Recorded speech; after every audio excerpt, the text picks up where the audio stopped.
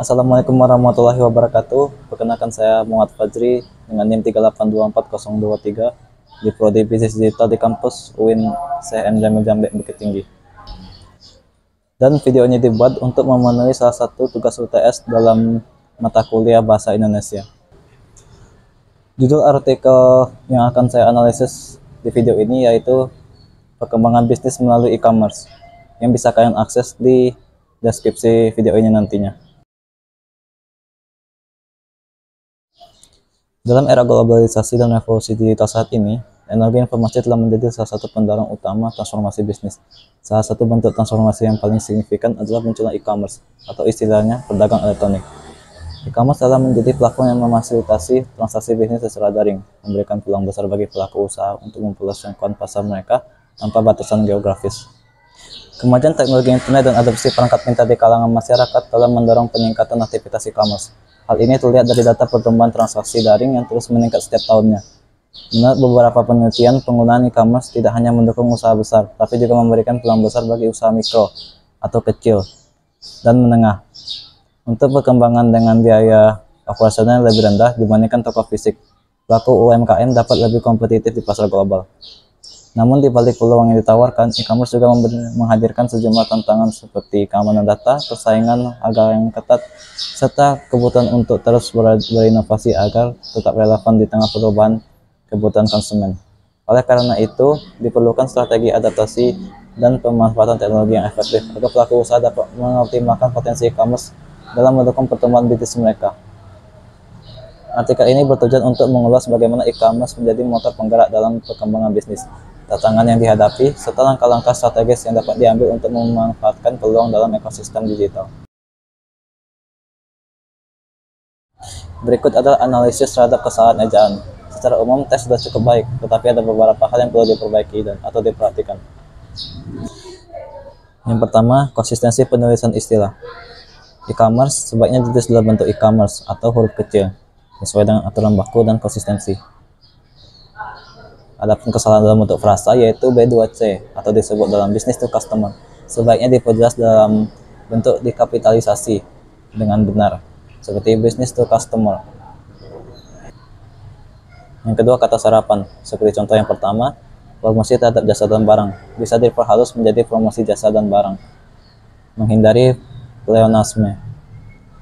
Contoh kedua, seperti Tokopedia, Shopee, Lazada, Zalora, Sokiala, dan lain-lain, sebaiknya diakhiri dengan kata titik dua atau dirinci lebih spesifik.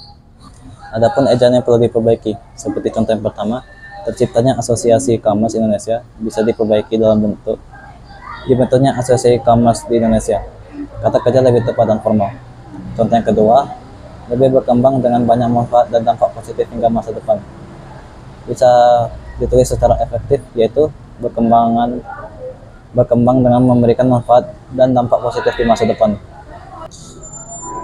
Kesalahan pada tanda baca, seperti yang pertama, frasa seperti DLL sebaiknya diberi tanda titik, dan penulisan DSB dalam bahasa Indonesia lebih disarankan untuk konsistensi.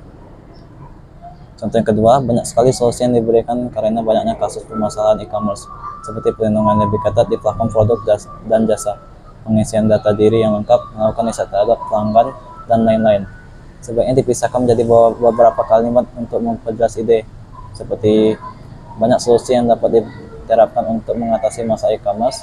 Contohnya adalah memperketat perlindungan pada platform produk dan jasa, mewajibkan pengisian data diri secara lengkap, serta melakukan riset terhadap pelanggan. Dengan menerapkan solusi ini diharapkan Dan yang terakhir, perbaikan kalimat yang diredundansi. Pada tahun 2023, penggunaan e-commerce di Indonesia hampir mencapai 60 juta pengguna.